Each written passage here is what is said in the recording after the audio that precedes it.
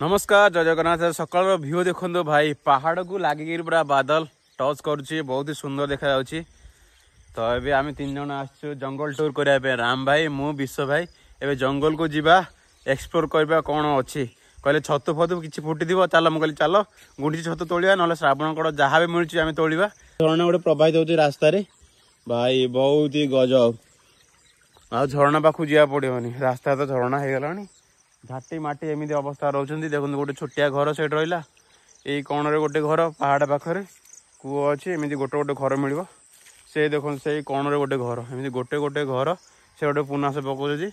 एकुटिया घर गुंडी छतु बहुत मिले चल आगु को सत ना कौन हां चल मु देख गुंडी छतु आनिबा आ भाई आमर आंब तोड़े आंबा पणस दीड जाक आज पठेवा बस रे पठेवा गंजाम भाई आसते तेंडारे गाधेया भाई वर्षा स्टार्ट है तेंडार पानी भी भल ना कूअर पानी भल ना एला कोन करे जान ना पूरा देसी जुगाड़